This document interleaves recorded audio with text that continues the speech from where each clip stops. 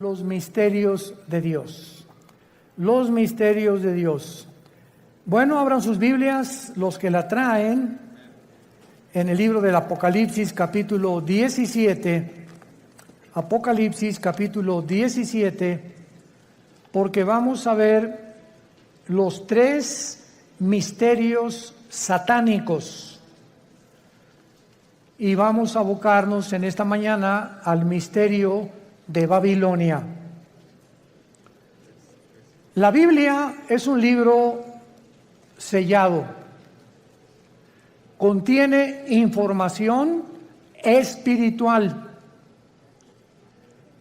Y esta información espiritual no le es dada a las personas que son muy inteligentes, muy intelectuales, 5 doctorados en ciencias políticas, doctor en filosofía y letras, bla, bla, bla, bla, que aun cuando tienen este conocimiento terrenal, ya sea politólogos o personas que discuten o que debaten o que son completamente diestros para poder debatir todos los temas del mundo, la información espiritual de la Biblia le es dada a las personas que tienen al Espíritu de Dios. A las personas que se enfrentaron algún tiempo en su vida con Jesús, se dieron cuenta que necesitaban el perdón de sus pecados, porque Él fue muerto, enterrado y resucitado a los 3 días. Y al entrar Jesús a tu vida, en quien están encerrados todos los secretos de la sabiduría y del conocimiento, comienza tu vida a ser llenada de un conocimiento que no proviene del mundo. En 1 de Juan capítulo 4, 3 y 4 dice el apóstol: ellos son del mundo y hablan las cosas del mundo. El que es de Dios nos oye. En esto diferenciamos el espíritu de verdad y el espíritu de error. La persona natural, la persona que no tiene a Cristo en su vida, le es locura la información espiritual. En los 40 años que tengo predicando la palabra, 43 de convertido, y en todos los, se podría decir, más de 100 debates que he tenido con escépticos, agnósticos, politólogos, ateos, etcétera, etcétera, siempre me he enfrentado, cuando atacan la Biblia, preguntarles si ya la leyeron. Y créanme que casi un 80% de las personas que discuten, agreden o son hostiles a la Biblia o la critican, ni siquiera la han leído. Y cuando te dicen, ya la leí, quiere decir que comenzaron desde el Génesis. Imagínense nada más. La Biblia no se comienza a leer desde el principio, sino desde el Nuevo Testamento. Y te dicen, ya la leí, o sea, leí los 66 libros en 3 o 4 meses y con eso ya entendieron los secretos de Dios. Qué tremendo, ¿verdad?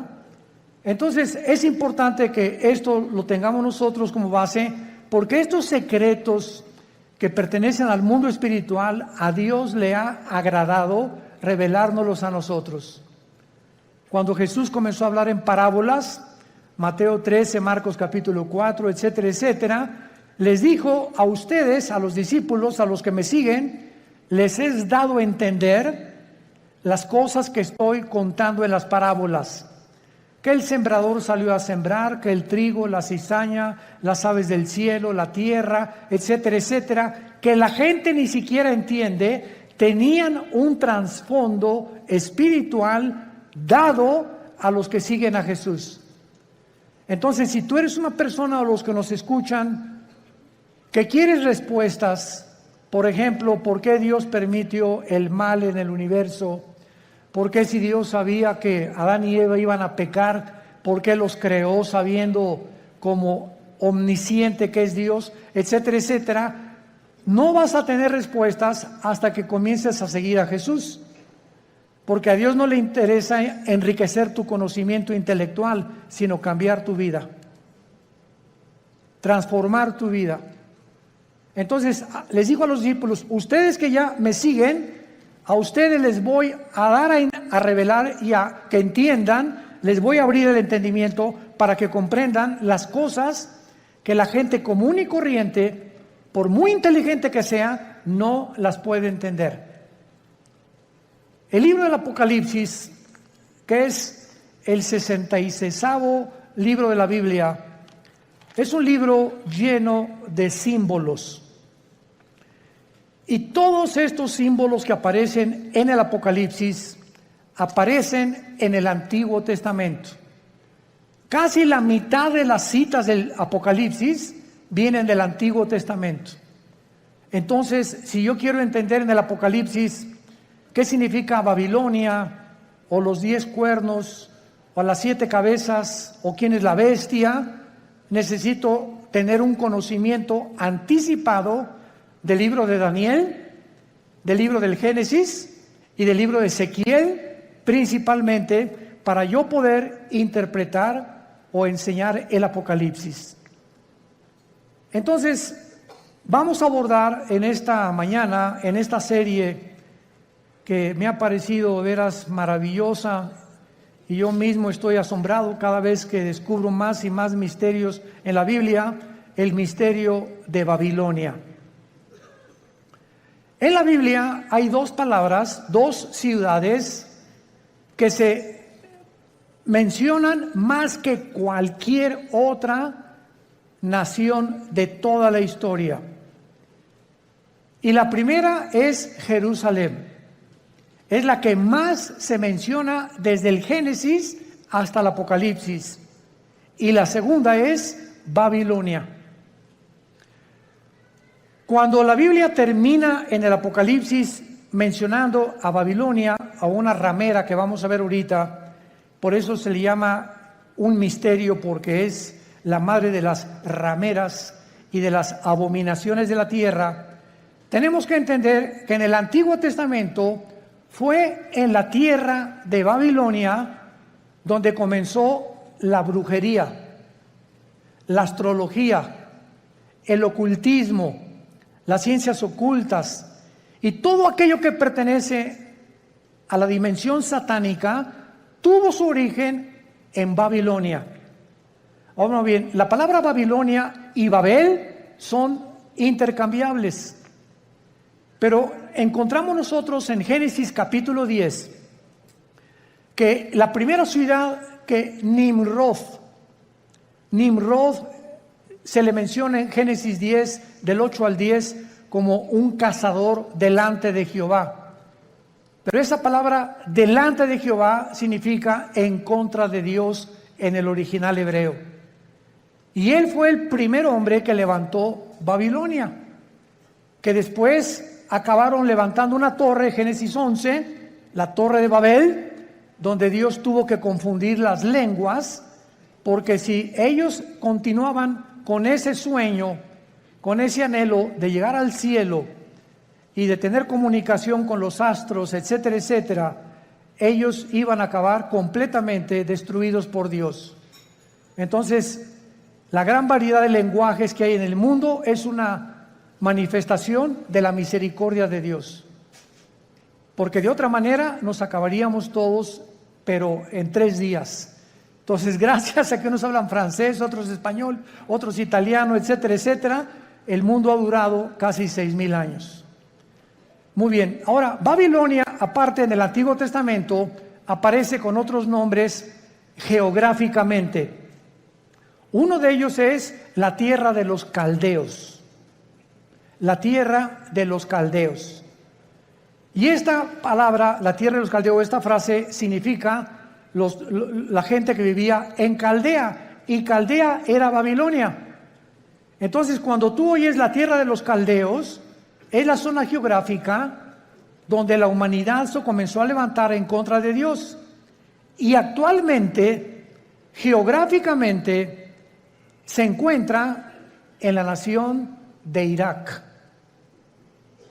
Ahí lo que es ahorita Irak y Siria.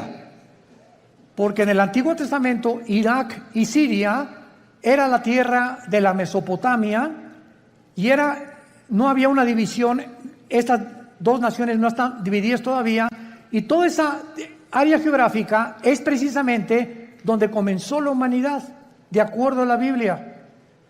Porque por ahí corre el río Tigris, que nace en Irak, en Turquía, son como 3,000 kilómetros y desemboca en el Golfo Pérsico, donde ahorita hay una gran tensión, por cierto, entre Irán, Inglaterra y Estados Unidos, porque Irán continúa apoderándose de los barcos petroleros ingleses, porque está provocando Irán. No sé si leen los periódicos, anoche otro escándalo, que no han soltado el barco que capturaron los iraníes en el Golfo Pérsico, el estrecho de Hormuz, que es exactamente junto a Irán, porque ellos quieren una guerra contra Estados Unidos por el grupo Hezbollah terrorista, para que si Estados Unidos actúa a través de la naval y a través de la guerra y viene un enfrentamiento, entonces entraría a la guerra Israel y bíblicamente los judíos destruirían Elam. Apúntalo, de Enrique, L-A-M. Elam es una franja que está dentro de Irán, junto al Golfo Pérsico, pero es la parte más pegada al Golfo Pérsico, al estrecho de Hormuz. Y ahí en Elam, que pertenece a Irán, es donde se encuentran los reactores nucleares más poderosos de Irán. Ahí están las centrifugadoras del uranio 235, que es el elemento químico para producir la bomba atómica o las bombas nucleares.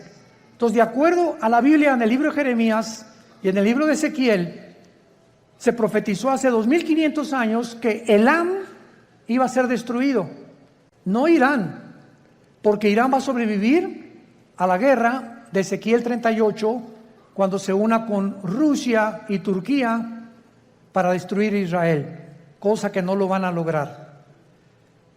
Entonces, Babilonia significa confusión. Confusión. Otras traducciones le han puesto, porque en la Torre de Babel querían ellos tener una puerta para con Dios. Querían que era una puerta al cielo que los iba a comunicar con los dioses. Pero la palabra Babel es básicamente la palabra confusión. Entonces vemos que nosotros, que desde el principio de la humanidad hasta el final de la humanidad, los seres humanos vivirán confundidos sin Dios. Esto es lo interesante de por qué aparece otra vez la palabra confusión al terminar el Apocalipsis, relacionado con las religiones. Porque aquí vamos a encontrar a una mujer, y las mujeres en la Biblia siempre han representado dos cosas espiritualmente nada más. Encontramos, ¿verdad?, a las mujeres que representan la iglesia, porque la iglesia se le compara con una mujer, y la otra Jezabel, o la gran ramera, que representa las religiones o la falsificación del camino a Dios, que es lo que querían hacer con la Torre de Babel. Y antes de entrar al capítulo 17 de Apocalipsis, quiero que vean otra cosa en el capítulo 9 de Apocalipsis. Rápidamente regresen al capítulo 9 y vean ustedes algo tremendo. Vemos nosotros en la sexta trompeta, Apocalipsis 9, versículo 13 en adelante, de qué manera se describe en la sexta trompeta uno de los ríos que atraviesan Babilonia.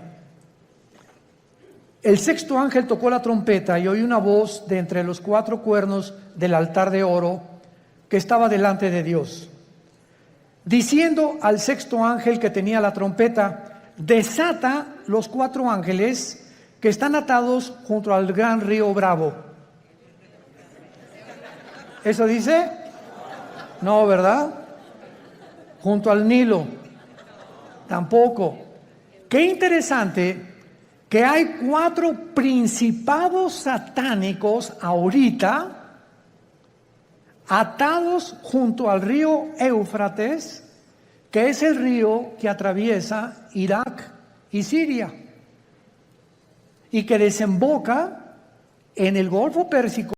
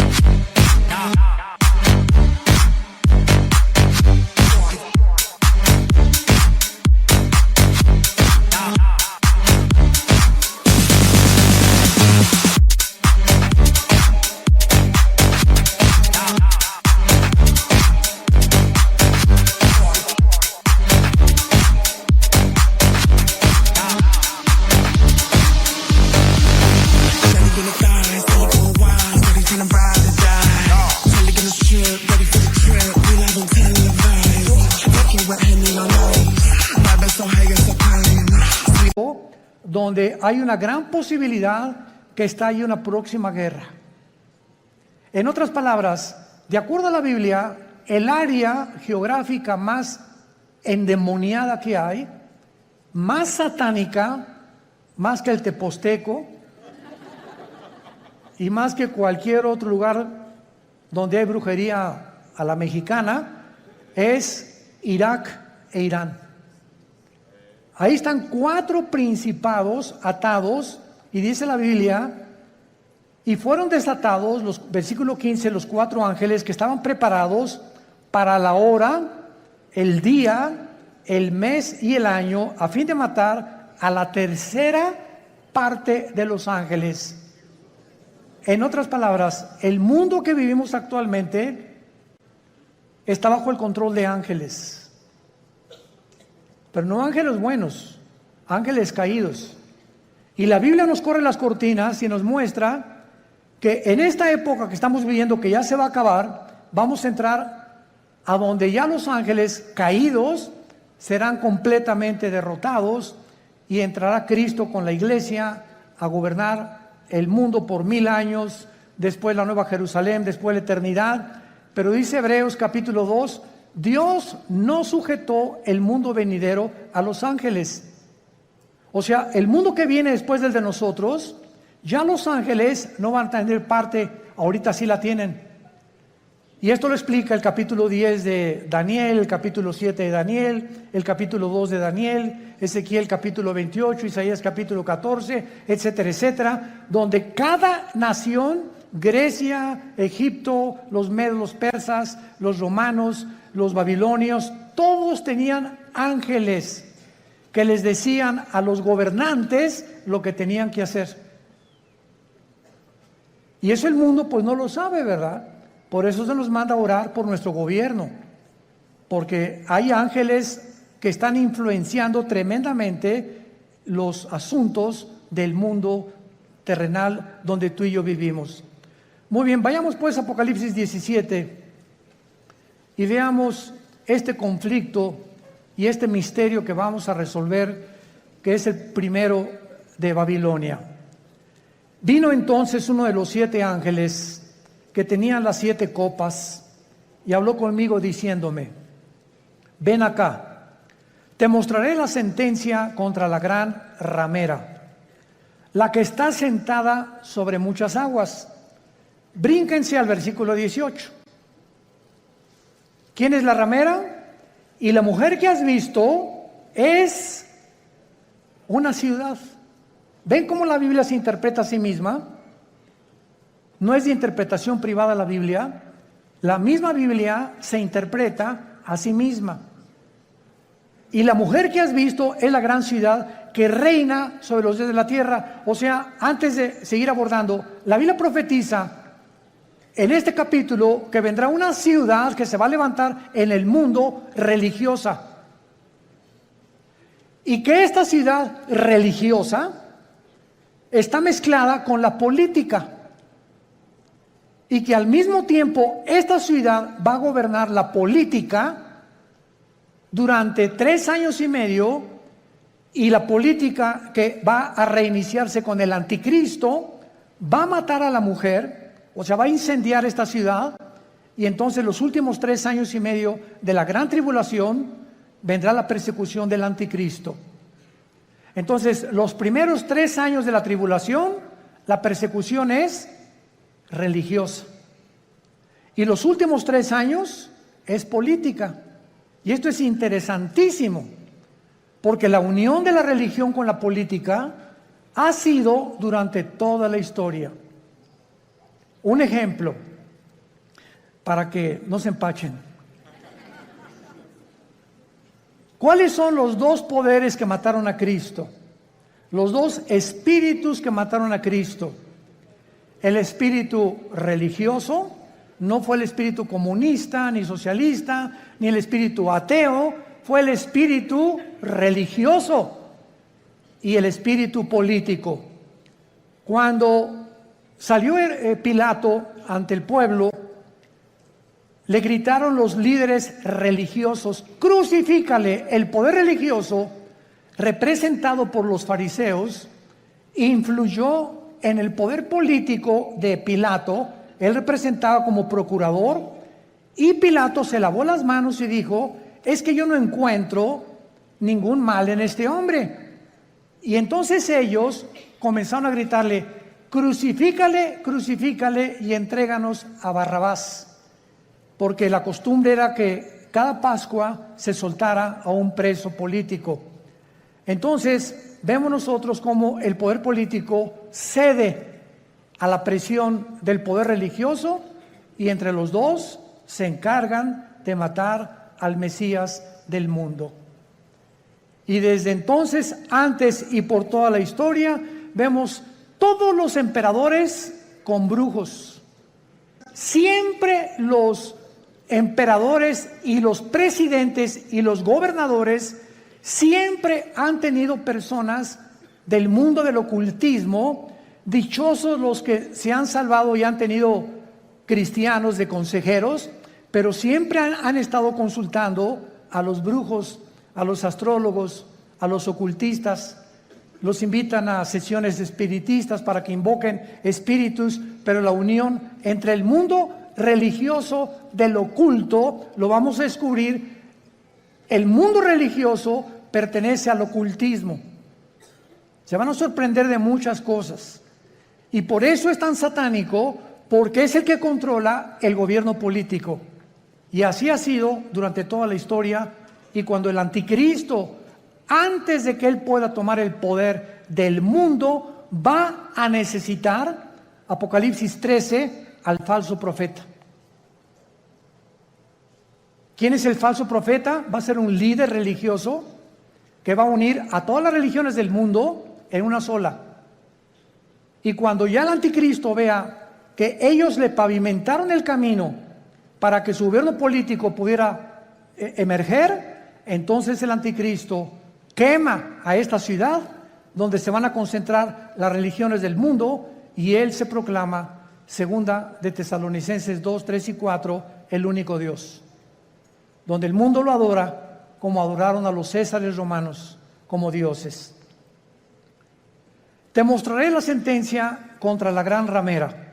O sea, aquí hay un juicio contra una ciudad. Es lo primero que acabamos de despejar, esta incógnita. Esta ramera representa a una ciudad que está sentada sobre muchas aguas. Las muchas aguas en la Biblia son las naciones, como lo interpretó el versículo 18. Y dice así, versículo 2: con la cual han fornicado los reyes de la tierra, y los moradores de la tierra se han embriagado con el vino de su fornicación. Este ángel viene para enseñarle a Juan un juicio, una sentencia que viene decretada del tribunal cósmico de Dios. Quiero que sepas que voy a juzgar a este sistema religioso, y es muy importante que a esta ciudad se le da el nombre de ramera. Vamos a explicar esto. La palabra prostitución en la Biblia es una palabra que puede tener un uso apropiado cuando algo lo apropias de la manera correcta, o un uso inapropiado. Cuando el sexo se vende, o cuando alguien entrega su cuerpo a cambio de algo, se llama prostituirse. Entonces, cualquier persona que tenga relaciones sexuales porque va a recibir ya sea dinero o una mejor posición, o porque el jefe de tu trabajo te invitó a Acapulco porque te va a ser su secretaria particular con el doble de sueldo, tú te estás prostituyendo. Pero no solamente en ese aspecto se puede usar la palabra prostituirse, también se puede usar en el ministerio cristiano. Cuando, por ejemplo, un pastor sabe que un miembro de su iglesia vive en adulterio, y viene la esposa y nos dice: mi esposo vive en adulterio, pero resulta que don Pancho, el que vive en adulterio, el gordito rabo verde sinvergüenza, fue el que puso el techo de la iglesia, y es el que más diezmos está dando. Entonces, si un pastor, por saber que don Pancho es el que más económicamente está ayudando a la iglesia, y ese pastor no disciplina a don Pancho, ese pastor es un prostituto. Ha prostituido su ministerio, se vendió. ¿Me van siguiendo? Siempre que tú cedes a tus convicciones por dinero o por un interés, te estás vendiendo. En la Biblia es la palabra fornicar. Por eso más adelante dice que esta ciudad ha fornicado, ha tenido relaciones ilícitas con los gobiernos. Y la iglesia no tiene que haber separación entre iglesia y el Estado. La separación gubernamental y políticamente entre la iglesia y el Estado es beneficiosa, es saludable, porque ningún Estado, ningún gobierno puede imponer. Hagan de cuenta que en México surge un presidente cristiano. Este presidente de ninguna manera debería atreverse a imponer el cristianismo en la República Mexicana, porque se coartaría la libertad, porque todos somos libres de manifestar las creencias en las cuales nosotros creemos. Pero cuando ya se impone una religión a través de la muerte o de la Inquisición o de la tortura con el beneficio de la iglesia, es cuando vemos que ese sistema se ha prostituido. Se ha prostituido, porque a la iglesia no le corresponde juzgar a los malos, eso le pertenece al Estado. El Estado usa el Estado de Derecho para castigar a los malos, silla eléctrica o pena capital o pena perpetua, lo que sea. La iglesia tiene la función de predicar el Evangelio para que el corazón del ser humano sea transformado. La justicia la aplica el Estado, no la iglesia. Para que me vayan siguiendo con mucho cuidado. Esto es muy importante, porque el otro día escuché una conferencia de un grande teólogo que me sorprendió con lo que dijo, y me dice: de todos los países a los que yo he visitado en Latinoamérica, el más inculto y el que más ignorante es de todo lo que está pasando, México lindo y querido. Sentí algo bien feo aquí adentro de mí. Se considera el país más ignorante y más inculto de todo lo que está pasando políticamente, religiosamente, etc. Como que si al mexicano no le importa más que el Calimán y las telenovelas y el América, desde luego. Además vive el América. Bueno, pero esto es tremendo, ¿verdad? Y otra cosa que también me sorprendió es que un análisis que hizo las Naciones Unidas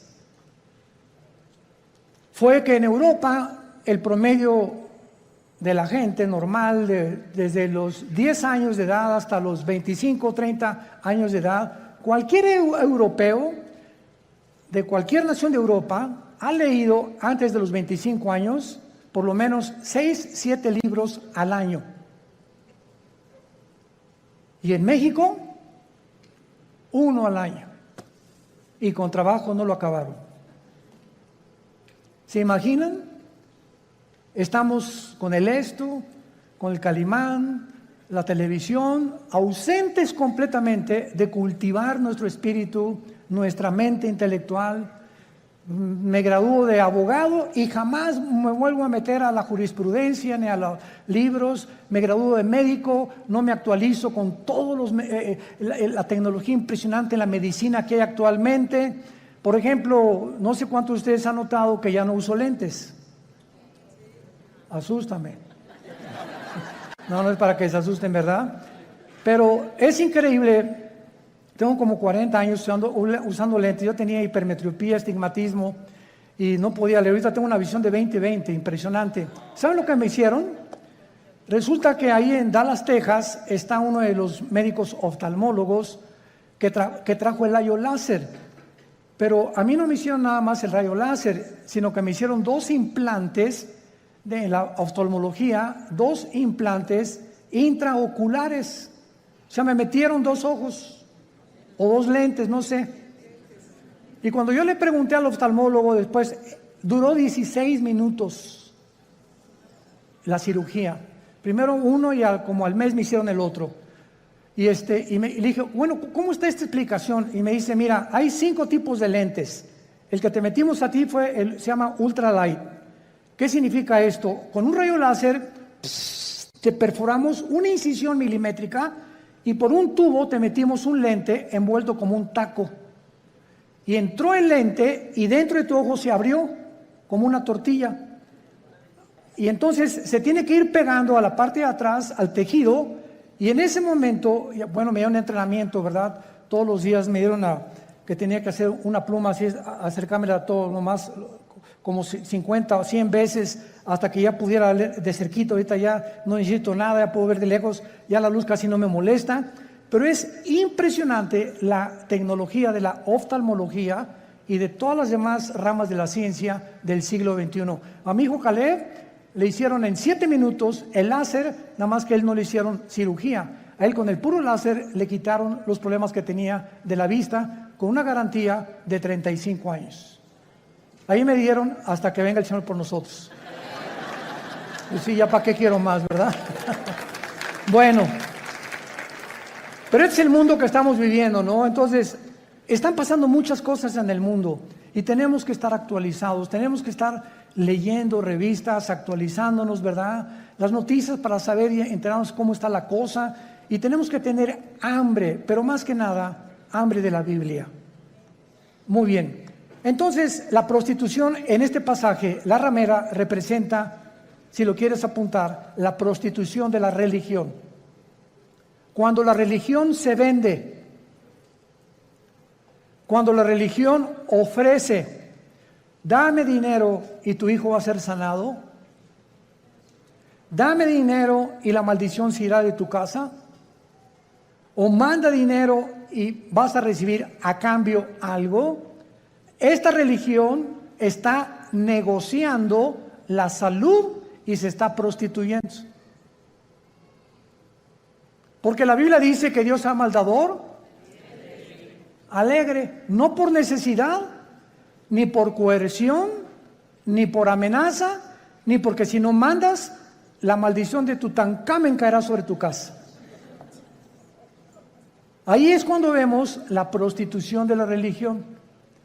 Hace poco acaban de capturar a un hombre, ¿verdad?, en Estados Unidos, líder de una secta que se llamó La Luz del Mundo en México, que no se imaginan ustedes, ¿verdad?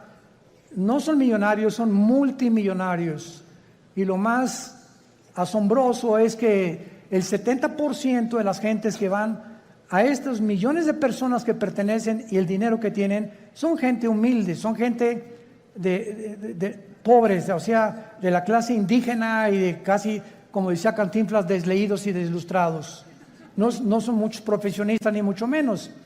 Y estas personas, ¿verdad?, tenían comandos armados. Cuando este hombre viajaba con guardaespaldas, con ametralladoras, etcétera, etcétera. Y llegó a convencer a la gente de que él era Dios. Y cuando él entraba a la iglesia había un trono literal, donde él se sentaba con muchachas junto y muchachas por acá a los lados, y entraba y lo comenzaban a adorar como Dios. En otras palabras, él estaba vendiendo, prostituyendo la religión. Y así hay cantidad de sectas, e inclusive se puede dar en iglesias cristianas.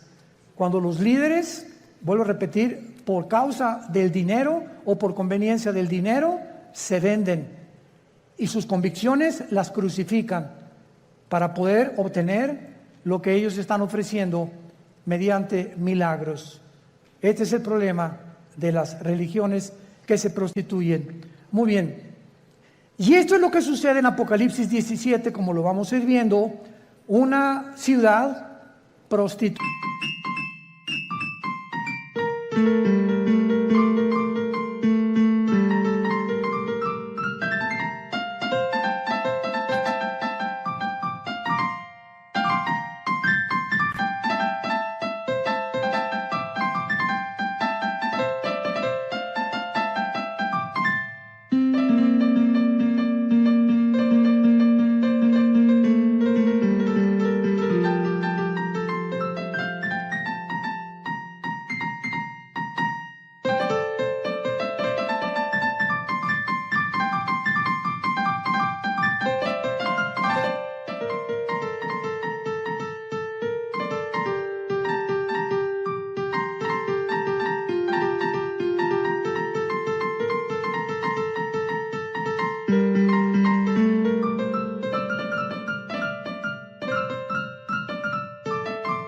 prostituta que ha fornicado, dice el versículo 2, con los moradores de la tierra. Y más o menos ustedes ya pueden irse dando cuenta de quién estamos hablando. La única, para que ustedes estén enterados sin afán de ofender a nadie, la única religión que existe en el mundo, la única que tiene un lugar en las Naciones Unidas, es Roma. La única religión que durante 18 siglos en Europa no permitía que los reyes se casaran más que con los que ellos autorizaban. La única religión que exigió que si no te convertías a Roma durante 350 años, nombró un papa a Torquemada, un hombre español, con la Inquisición, donde los abrían los cuerpos, les quitaban el pelo, los rapaban, pero con todo y la piel, les sacaban los ojos, los sentaban en estacas, los quemaban vivos a judíos y a cristianos, porque no aceptaron que Roma es la única religión que salva. Y hasta el siglo XXI, los estatutos romanos continúan enseñando lo mismo. Fuera de Roma no hay salvación. Esto es impresionante. Cuando yo tenía 12 años de edad, les he contado a muchos, fuimos educados, mi hermano Alejandro y yo, en colegios lasallistas, San Juan Bautista de la Sal. Y a los 13 años vivíamos en Acapulco, entré al seminario, yo quería ser cura, porque nos enseñaron los hermanos lasallistas en aquel tiempo latín, en aquel tiempo éramos acólitos, el cura daba la misa en latín, cuando entraba supuestamente al altar, ¿verdad? Entraba y decía, introibo al altar de Deu, justifica juventudes meam, me introdujo al altar de Dios a ofrecer los sacrificios por los vivos y por los muertos. Ya le contamos en latín los acólitos, y cuando uno de los grandes dirigentes ahí llegó a visitarnos al seminario, nos dijo, ustedes están ya en el tiempo de hacer un voto de celibato sacerdotal. Y pues éramos como 10 o 12 muchachos de 14, 15 y 6 años de edad, y nos volteamos todos a ver qué significa el voto del celibato sacerdotal. Entonces nos dijo este prelado religioso, significa que ustedes tienen que hacer un voto que nunca se van a casar y que su única fidelidad va a ser a Roma, nada más. Oiga, ¿y por qué no quiere que nos casemos? Porque si se casan, el dinero lo gastan en la familia y ya no lo mandan a Roma. Esa es la razón por la cual no les conviene que se casen. Cuando la Biblia ordena, 1 Timoteo capítulo 3, en cualquier Biblia que veas, que los que sirven a Dios de tiempo completo se casen, a menos que tengas el don de continencia. Pero esto es increíble. Ahí fue cuando yo me decepcioné, ¿verdad?, de la religión. Lloré, le dije a mi papá, ya no creo en nadie, y me hice ateo. A los 17 años ingresé al Partido Comunista, me uní a la dialéctica materialista, a estudiar el Capital de Marx, de Engels y de todos los grandes líderes, Lenin, que la llevó a la práctica en la revolución bolchevique, etcétera, etcétera, hasta que cuando me convertí, yo estaba a punto ya de casi quitarme la vida, de la depresión a la que yo había llegado, de la decepción y de todo, que ya nadie me convencía, cuando mi hermano Alejandro me presenta a Jesús como el camino, la verdad y la vida. Y yo supe cuando encontré a Jesús que era la única razón por la cual yo debería seguir viviendo, y le prometí desde ese día. Fue marzo de 1974 que yo le entregaría mi vida y que lo quería servir. Y desde entonces no lo he dejado de servir, por la gracia de Dios. Bueno, ahora muy bien. Vean rápidamente en el Antiguo Testamento, en Jeremías capítulo 2. Jeremías capítulo 2, de qué forma en el Antiguo Testamento se menciona la fornicación física o la prostitución así como material o terrenalmente, una mujer se puede vender por dinero, la cual se le llama prostituirse o prostituirse, o un hombre también. Espiritualmente, Dios usa el mismo término. Cuando tú le dejas a Él por los ídolos, o cuando dejas a Dios por otras cosas más importantes que Él. Dice Jeremías capítulo 3. Dicen, si alguno dejare a su mujer yéndose esta de él y se juntare otro hombre, ¿volverá a ella más? ¿No será la tierra del todo amancillada? Tú pues, le está hablando Dios a Israel, haz, ¿qué cosa? Fornicación.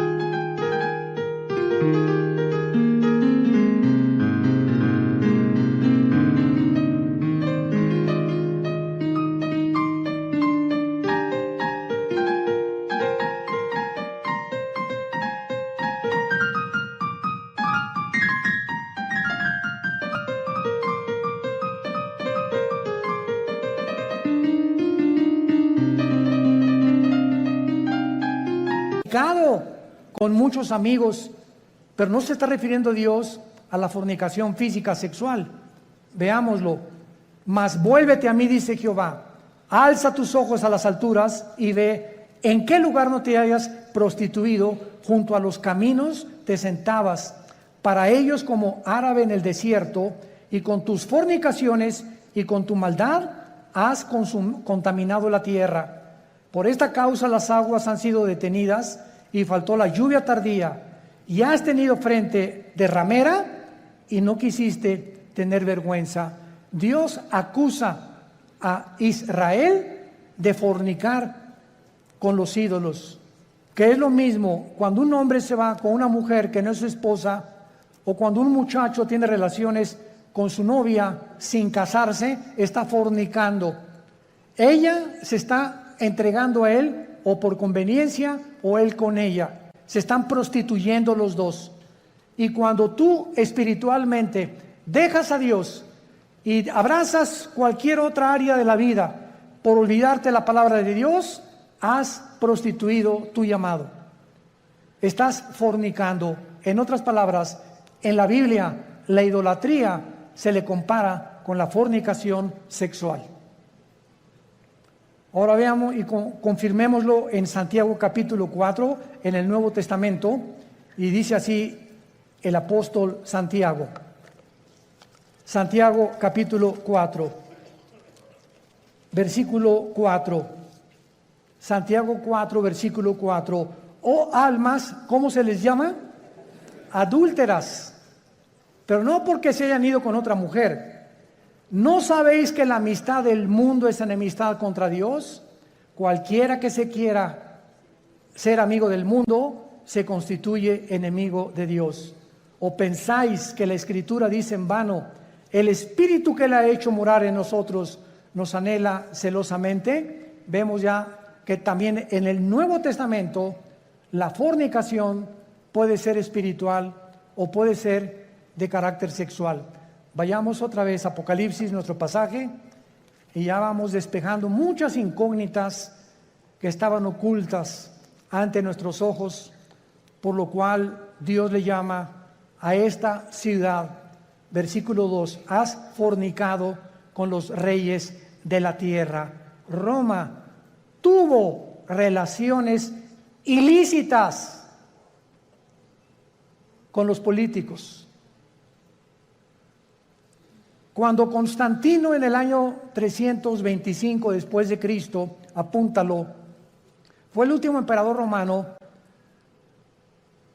fueron los emperadores los que le hablaron a una persona para darle el título de pontífice. Fue el primer título que se le dio a un dirigente en Roma. La palabra pontífice significa constructor de puentes en el latín. Constructor de puentes. O sea, vamos a nombrar a una persona, síganme con cuidado, que tenga relación con Dios y que nosotros a través de esa persona podamos comunicarnos con Dios. Cuando 350 años antes, la Biblia dice, porque no hay más que un solo mediador, Hechos 4:12, entre Dios y los hombres, Jesucristo. Entonces, Roma toma el lugar de Jesús y dicen que ellos a través actualmente de cualquier cura o cualquier padre te tienes que ir a confesar. Él te da una penitencia de, no sé, 30, 40 veces Marías o lo que tú quieras decir, y en ese momento tus pecados son perdonados. ¿Qué dice la Biblia? Que no tenemos ya a nadie desde Cristo en nuestros días a quien contarle nuestros pecados más que a Jesucristo, hombre. Primera de Juan 1, 8 y 9. Si confesamos nuestros pecados, Él es fiel y justo para perdonarnos y limpiarnos de toda maldad.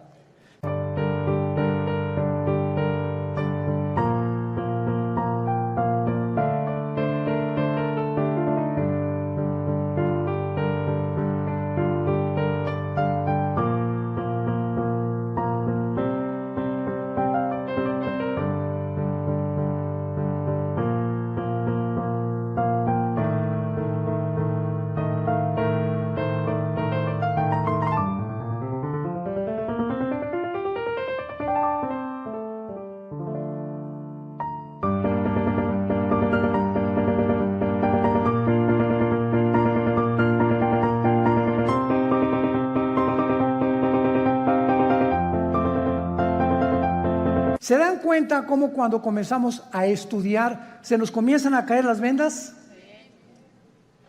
Pero cuando el mexicano o el latinoamericano no quiere estudiar y no quiere leer, te puedes quedar 20, 30 años y te encierras en una cárcel de religión. No, yo estoy bien, y ahí tienes enfrente la luz y te niegas a verla. Porque puede más tu orgullo religioso que la verdad.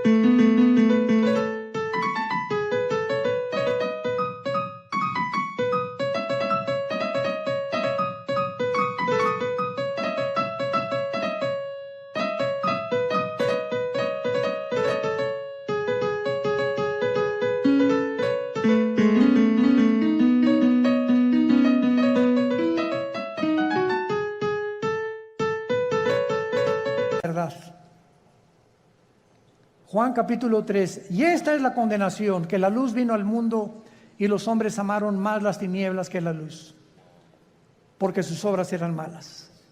Muchos no quieren venir a la luz, no porque no puedan, sino porque no les conviene. Prefieren permanecer en esa cárcel que salir de esa cárcel y servir al Dios vivo y verdadero. Veamos ahora en segundo lugar que dice el versículo 2, que esta relación ilícita que le llama fornicar con los reyes de la tierra, o sea, una relación política religiosa que no debe existir. Los moradores de la tierra se han embriagado con el vino de su fornicación.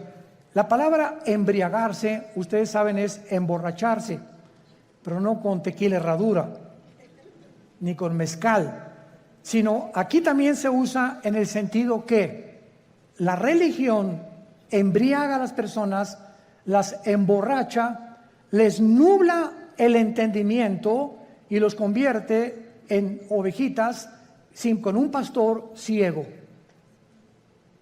Entonces, cuando tú estás en algún movimiento religioso y abundan en el mundo entero, y no entiendes, ni lees, ni conoces, sigues como borrego, simplemente porque pues ahí va tu familia, o porque ahí van tus amigos, o porque te cautivó esa persona que se dicen dioses, etcétera, etcétera, estás como borracha. Caes en una trampa tremenda. ¿Se acuerdan de Jim Jones? 1978, que se llevó a 1,000 personas a la Guyana junto a Venezuela. ¿Se acuerdan de David Koresh, que en Waco, Texas, dijo que él era el ángel del Apocalipsis?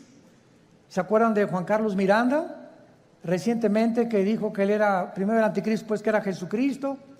Y así este señor de la luz del mundo, que dijo que él era también el único que debían de adorarlo, y cuando llevaba en su haber 7 o 4 niñas violadas. ¿Qué le pasa al mundo? Te puedes preguntar, ¿no? O sea, qué fácil somos engañados. Qué fácil es caer en una secta por no estudiar. Mi pueblo pereció porque no tuvo conocimiento. ¿Ven la importancia de prepararnos? Ahora veamos aquí en el versículo 3 que el Espíritu Santo traslada o transporta a Juan a un desierto. Y ahí en el desierto tiene una visión tremenda el apóstol Juan. ¿A quién ve a Juan? ¿A quién ve? A una mujer sentada sobre una bestia escarlata. El color escarlata es el color de los dragones. Es un color rojizo, que es el color que se asocia con la sangre, con la guerra y también con Satanás. Entonces vemos ahí una mujer sentada o montada sobre una bestia escarlata. Y esta bestia tenía llena de nombres de blasfemia, que tenía 7 cabezas y 10 cuernos. Nuestro paso actualmente ahorita es tratar de descifrar qué significa la mujer sentada sobre esta bestia. Muy bien, esta bestia en el versículo 8 nos da la interpretación. La bestia que has visto era y no es, y está para subir del abismo e ir a perdición. Número 1, esta bestia es el nombre que el Espíritu Santo le da a una imagen o a un principado satánico que ya había existido antes en el mundo. ¿Se acuerdan de los 4 ángeles atados junto al río Éufrates? ¿Quiénes creen ustedes que sean esos 4 ángeles? Porque si estaban atados, no es porque vivían en Disneylandia, ¿verdad? Sino que eran 4 ángeles que ocasionaron un daño tan grande en la historia humana que Dios los encerró y los va a soltar al final de la gran tribulación, cuando nosotros ya no estemos ahí. Pero en el capítulo 10 de Daniel se nos revela que cuando Dios envió un ángel a la tierra para comunicarle a Daniel el futuro de Israel con la profecía de las 70 semanas, otro principado satánico se atravesó y lo interrumpió durante casi 3 semanas, que mientras había una guerra en la dimensión espiritual, Daniel se encontraba en la tierra orando. En esas 3 semanas hubo una guerra espiritual sin que Daniel lo supiera. Y esas oraciones de Daniel hicieron que viniera el ángel y bajara Miguel, el arcángel y comandante en jefe de las huestes de los ángeles buenos de Dios, para que ese ángel fuera librado y llegara a la tierra, a Jerusalén, a Babilonia, y le entregara a Daniel el recado. Y entonces ahí el ángel le dice a Daniel: me detuvo el ángel de Persia. En otras palabras, el principado que estaba gobernando el imperio pérsico, que es el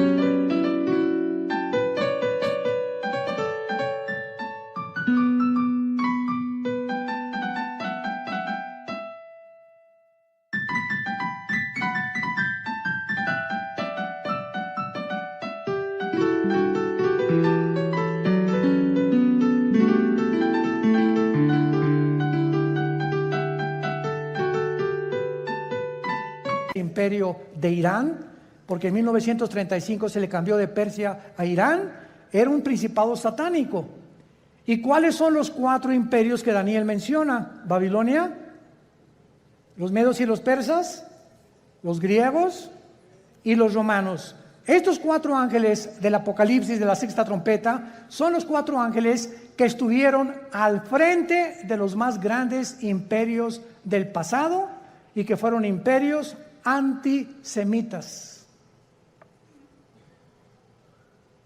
Y van a volver otra vez a resurgir. Pero aquí hay un ángel que está en el abismo.